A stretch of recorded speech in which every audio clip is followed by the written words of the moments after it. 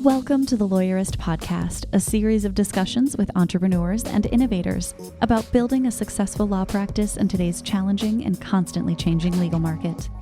Lawyerist supports attorneys building client-centered and future-oriented law firms through community, content, and coaching, both online and through the Lawyerist Lab. And now, here are the co-authors of the Small Firm Roadmap and your podcast hosts.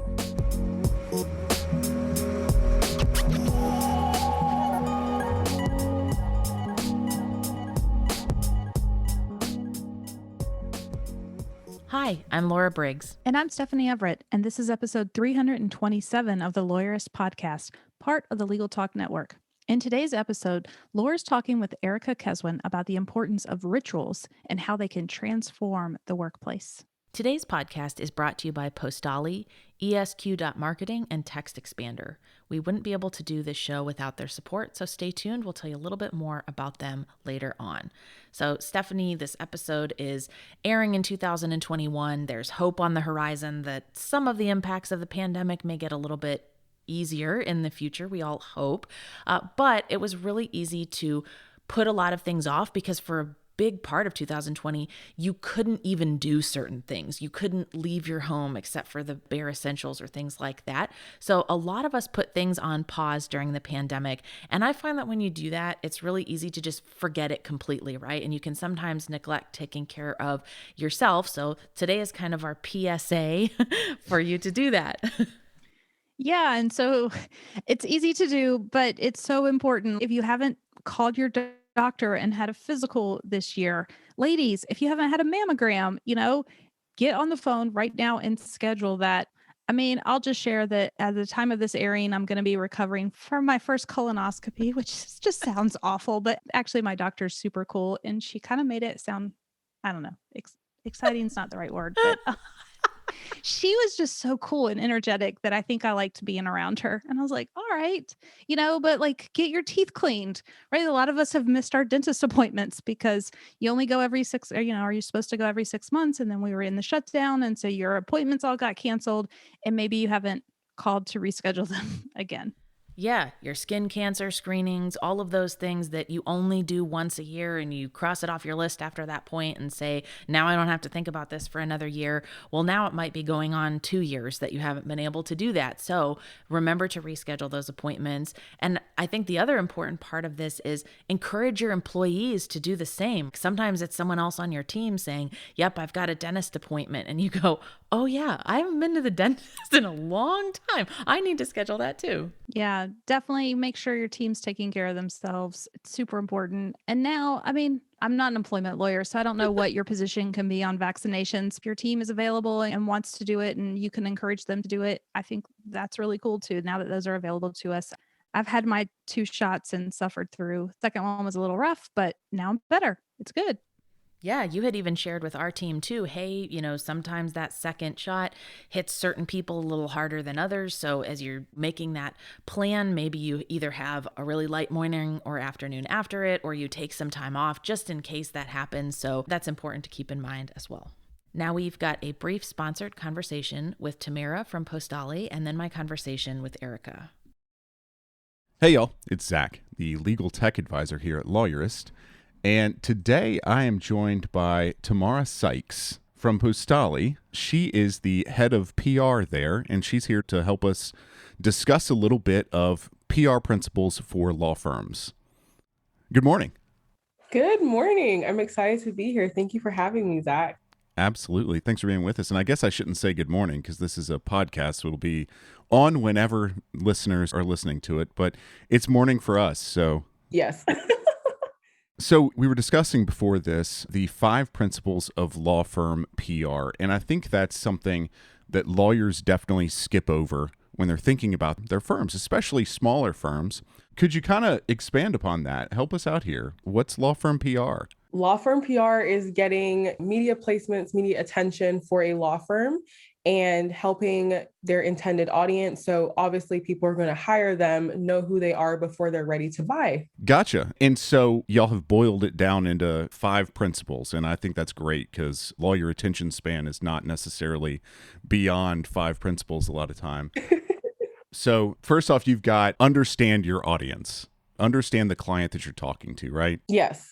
Yes, that is a staple in marketing in general, but for PR, it's especially important because you don't want to be talking to the wrong person or not actually addressing the issues, problems, or the solutions that they actually need. So you need to understand who they are, what causes them to make decisions, what causes them to hire a lawyer, and then speak to that. That actually kind of swings into the second principle of, be credible, right? Yes.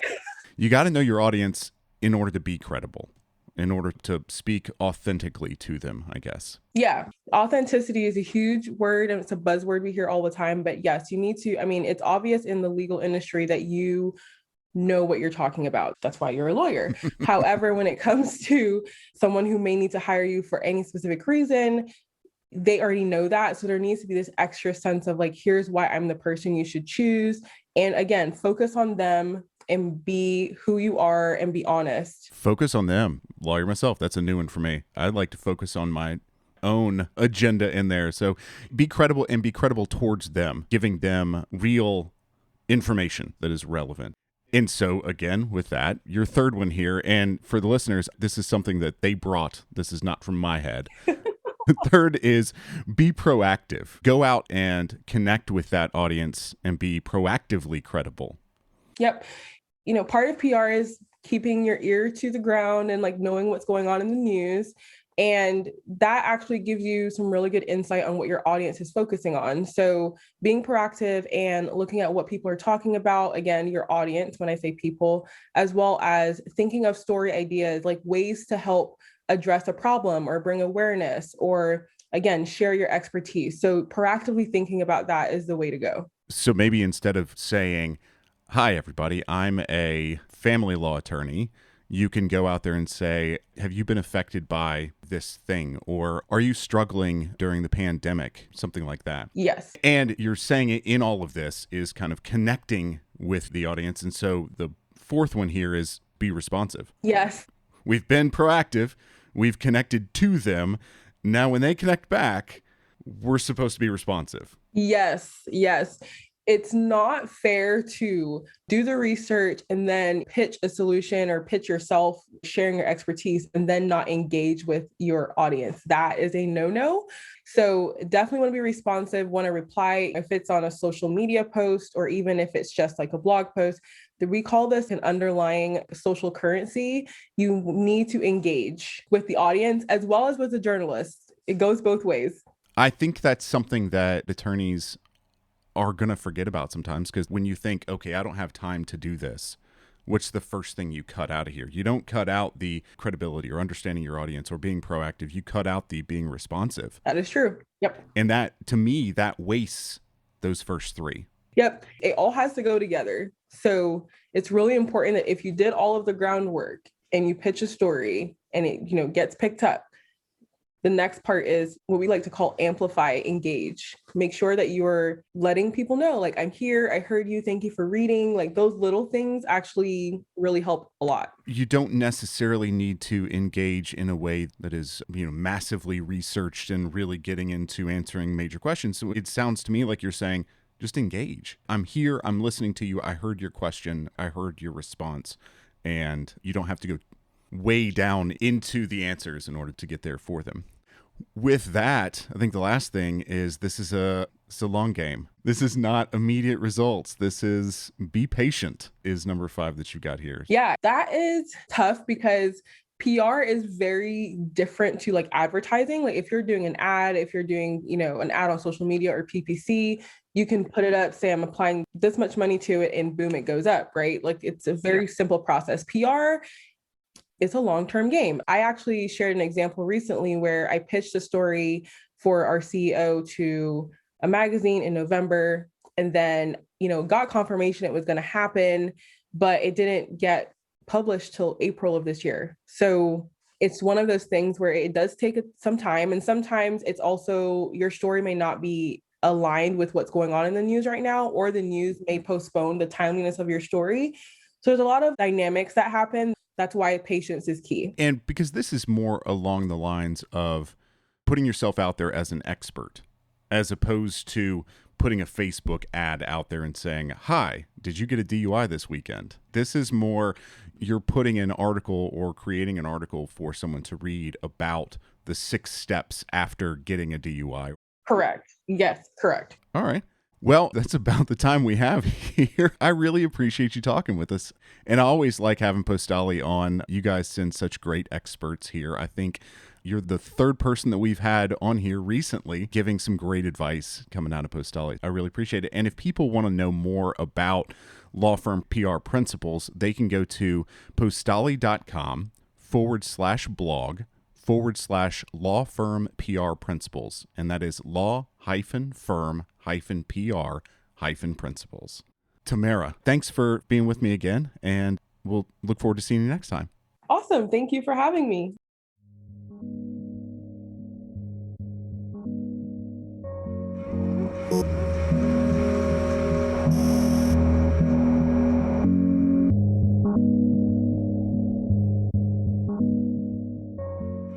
Hi, I'm Erica Keswin. I'm an author, speaker, and workplace strategist that is focused on the future of work and helping companies improve performance through people. So really excited to be here.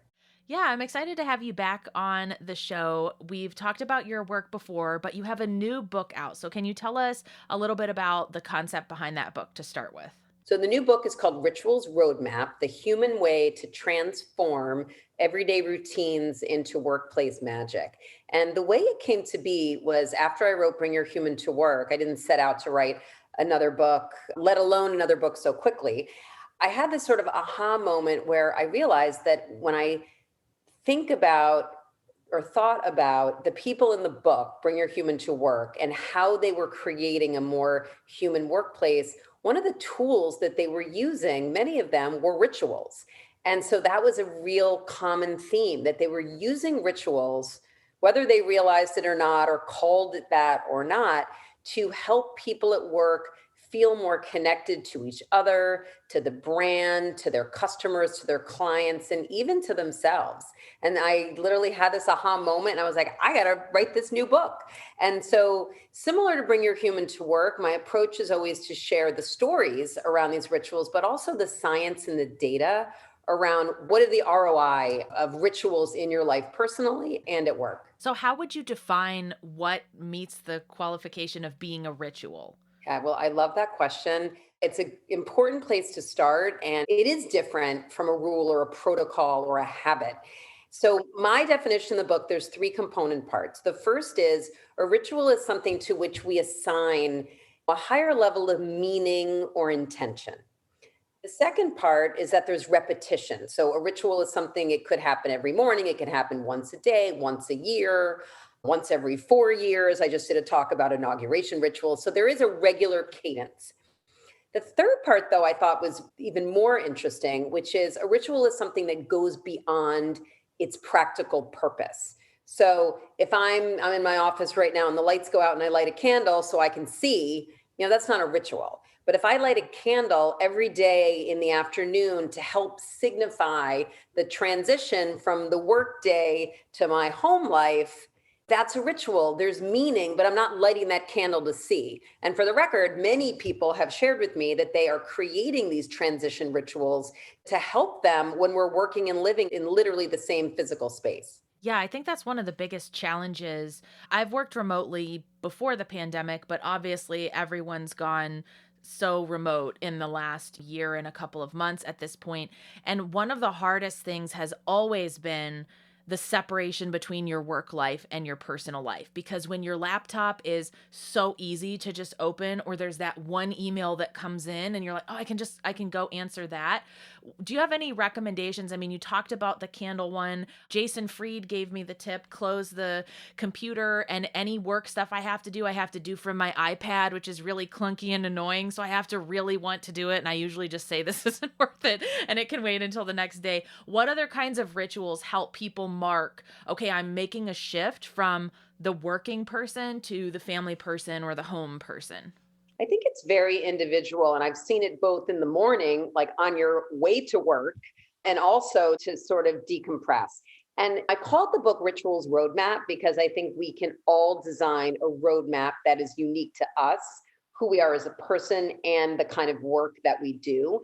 So the question that I often ask people to think about is when they're figuring out A, if they have rituals, or B, where to start, is what do you do in your life that makes you feel most like you?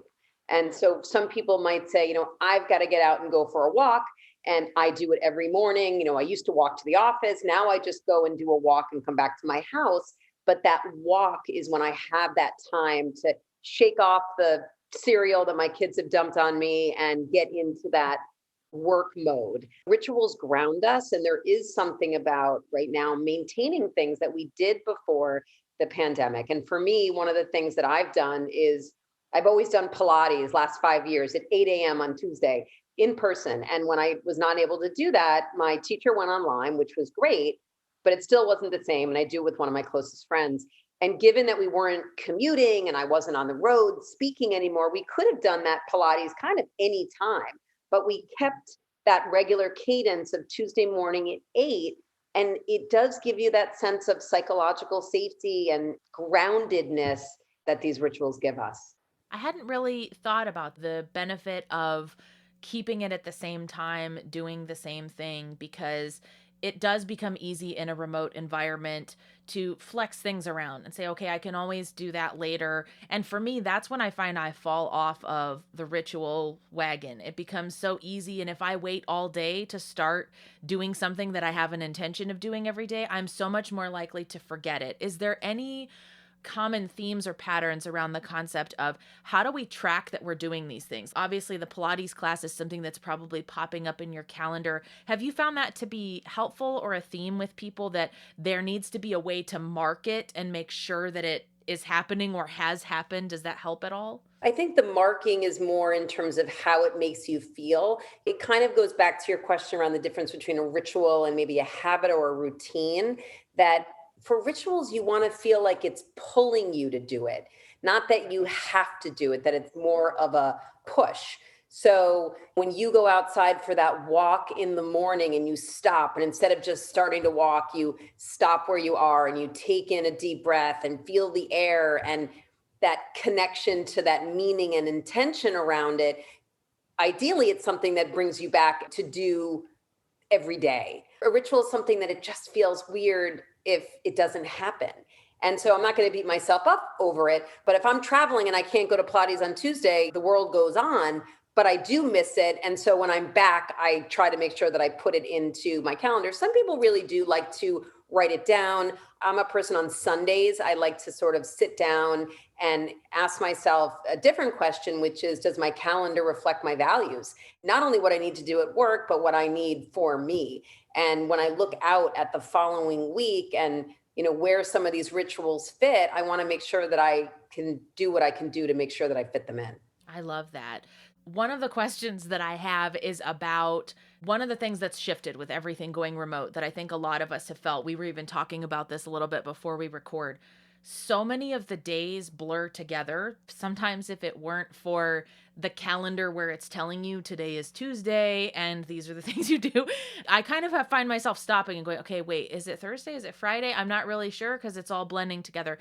Do rituals help in that process of marking different events or pacing within time in a certain way? Because I feel that's a common struggle a lot of us have, is the blur. I agree. And I think it's an interesting idea that maybe if you're struggling with that, maybe you can think about creating a new ritual on Wednesday, on hump day, to sort of help you mark it. For me personally, one of my family rituals has always been Taco Tuesday. If it's Tuesday and we're not eating tacos, something feels a little off. So that was always something that marks it. Many people, whether they celebrate officially Shabbat or not, have a ritual at the end of the week on Friday to help transition from the traditional work week to the weekend. And that really is a moment, an important moment that marks shifting into the weekend. Not that they're necessarily going to do a full digital detox, but it marks it. And so I think, again, it goes back to, does my calendar reflect my values? I also like to start with, what are things in my work week that I'm doing anyway that I can almost elevate to sort of ritual status? And here's an example, and let me know how this resonates with you. I am a big coffee person. Coffee's always been my morning ritual. I'm very close with my Starbucks barista. We talked about this probably with Bring Your Human to Work. She inspired the name of my book.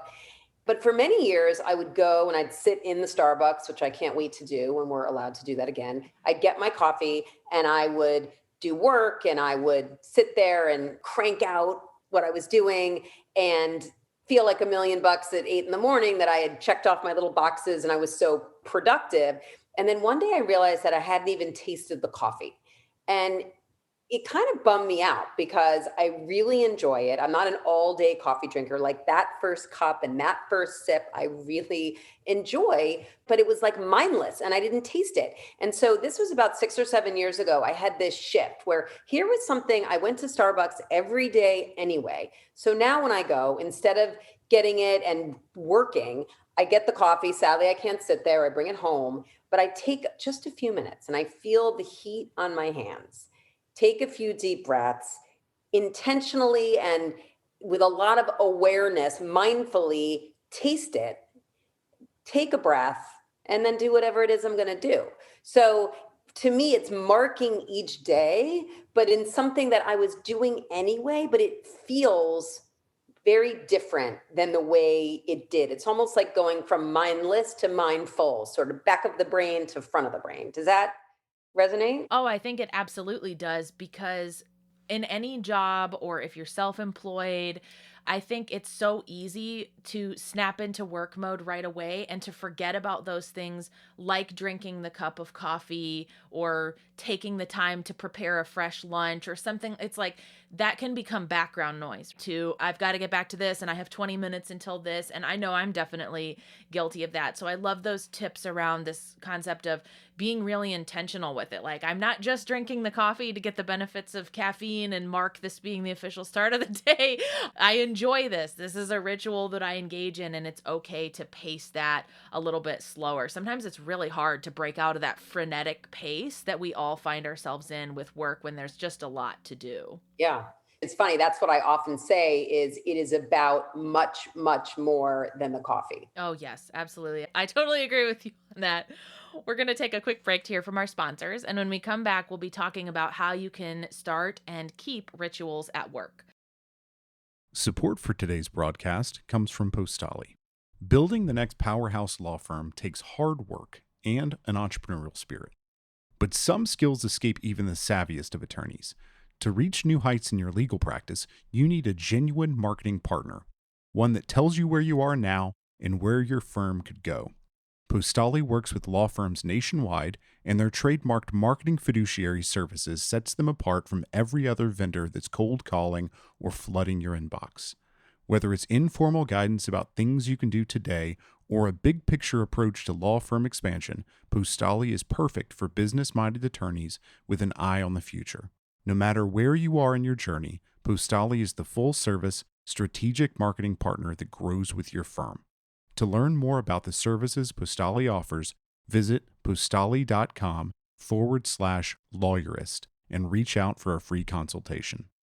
Support for today's episode comes from ESQ.marketing, an agency that provides successful SEO strategies for every stage of your practice. You will work with experts in legal marketing. All of their intense focus is on helping attorneys generate more clients and cases from the internet. They don't work with anyone else. You'll breathe easy with low-risk, month-to-month contracts. There are no long-term commitments. ESQ Marketing earns the right to work for your firm each and every month. Best of all, you'll get direct access to the person working on your account. No account managers to deal with, no lost in translation with your requests. To see if you're a fit, visit esq.marketing/lawyerist to get started. Support for today's broadcast comes from Text Expander. Work smarter, not harder, with Text Expander. Text Expander helps you work faster and smarter so you can focus your time on your most important work. With just a few keystrokes, Text Expander keeps you consistent, accurate, and working efficiently. Speed through emails, expand forms with fill-in-the-blank fields using a quick abbreviation. Use Text Expander's powerful shortcuts and abbreviations to streamline and speed up everything you type. Get your message right every time by expanding content that corrects your spelling and keeps your language consistent with a few keystrokes. Show listeners get 20% off their first year. Just visit textexpander.com/podcast to learn more.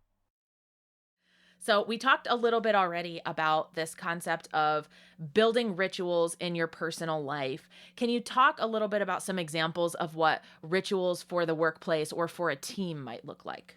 So again, when we go back to this concept of a rituals roadmap, on the business side, I looked at it around the employee experience from onboarding and recruiting. I mean, especially now, how do you make new employees feel connected and included when they've never stepped foot in a physical office and they've never met anybody in person? I mean, hard, doable, but left to our own devices, as I often say, it's just not going to happen. So there's rituals around onboarding, rituals around meetings, rituals around eatings. There's a chapter, even if you remotely eat together, professional development, celebrating milestones. So it really is the arc of the whole employee experience.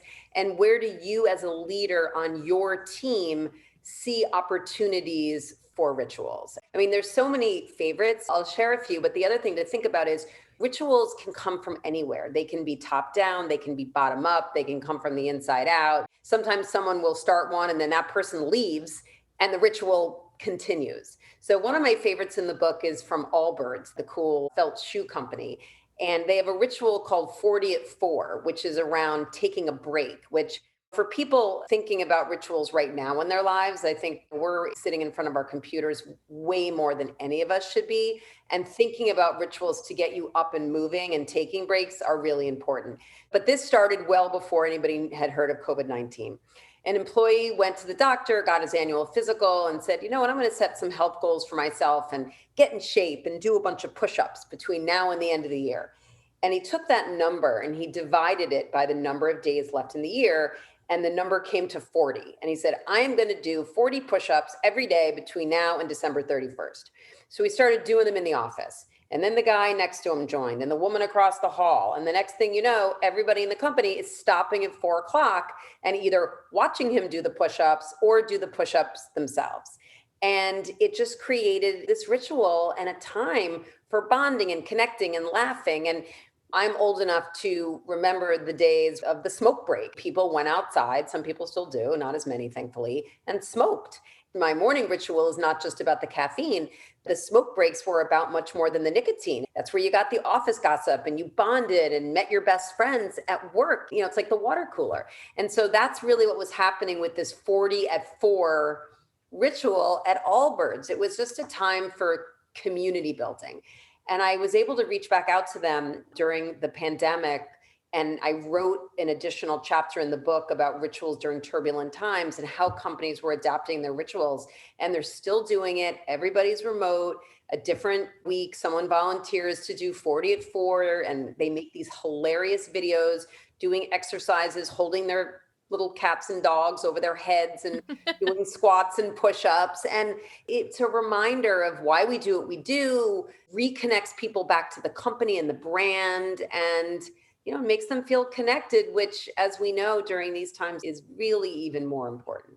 I'm wondering, do you think that it needs to be totally separated from the work experience? So I know sometimes people will try to build rituals at work that also kind of relate to work. Maybe it's a meeting that happens every Wednesday, for example, and then there's like a portion of it that may be like a ritual or a check-in or some type of event that everyone does together. I've also heard some people say, no, you need to be really intentional that it's not associated with work. So like our team has lunch together every Thursday for an hour. We don't always all eat, but we usually play a game. We teach each other something. We do something as a group that has nothing to do. It's almost like work topics are off the table. And I find that to be helpful. What I get out of that is knowing a little bit more of the people that I work with and not just what they do and how they work. But I'm just wondering, does it need to be separated or can it be together? It doesn't need to be. I mean, there's just no one size fits all when it comes to rituals.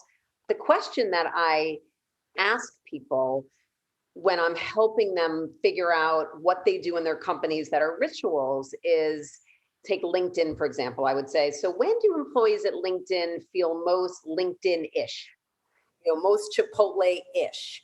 And the answers are very different. And that's what led me to the structure of the book. So for your company, it might be, we have lunch every Thursday and we don't talk about work, and that makes us feel like us. For another company, it is their check-in in the beginning of the meeting. So it really is company and oftentimes even leader or manager specific.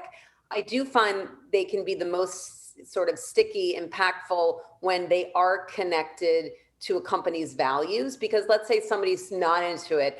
Oh, I don't want to do it. This seems like a waste of time. I don't want to talk about not work. I only want to be, and you could say, well, this actually is important in terms of our company culture, and it's related to our value of X.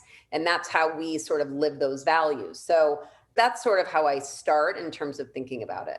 I like that because I can see that going all the way back to even the hiring and screening process of talking about these things intentionally, not just to say, oh, this is what a great company we are, see how relaxed and fun we can be, but getting a read right there. If you ask somebody, okay, one of our company values is togetherness or communication or something, it's easy to say, oh, sure, I'm on board with that. But this feels like another way to check in and see, does the company culture and the company values, do they really jive with this person who is in the interview process or is applying to the job? Because if they're not comfortable with it, or maybe they just don't see the benefit of it at that stage, there's a little bit of a disconnect there. Yeah, exactly. So was there anything in your research that surprised you as you went about the process of creating this book? Love that question.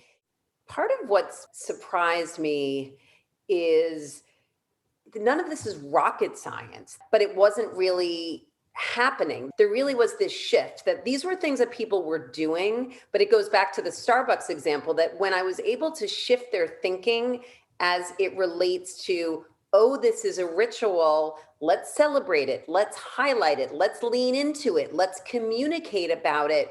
The benefits that people were able to get from it were exponentially bigger. I didn't know what to expect as it related to that. I'd say that's number one. Number two, I would say, I didn't know, I always love to start looking at both the stories and the science around this stuff, that the impact to the bottom line. There's something in the book called the 3 Ps. I put this together after doing all the research, which, I didn't go into it knowing I would find, but rituals give us, the first P is psychological safety and this feeling of belonging and connection. The second P is rituals give us a connection to purpose. Add those two together and you get increased performance. So for example, people that work for what we call high trust organizations, when they do feel safe and can be themselves at work, collaboration goes up by 47%, productivity goes up by 50%. Intuitively, I kind of knew this, but I was happily surprised, thrilled really, that there was so much science to back up the impact of rituals. Really powerful stuff. I love it. I think this is such a great continuation of your first book, and it's such a mindful approach to this idea of rituals and all the benefits that it can have individually and across the company. So thank you so much for coming on the show. It was great to get to speak with you again. Yeah, well, thanks for having me back. The Lawyerist podcast is produced by Bailey Tiller and edited by Ryan Croft. Are you ready to implement the ideas we discussed here into your practice? Wondering what to do next? Here are your first 2 steps. First, if you haven't read the Small Firm Roadmap yet, grab the first chapter for free at lawyerist.com/book. Looking for help beyond the book? Let's chat about whether our coaching communities are right for you. Head to lawyerist.com/community/lab to schedule a 15-minute call with our community manager. The views expressed by the participants are their own and not endorsed by the Legal Talk Network. Nothing said in this podcast is legal advice for you.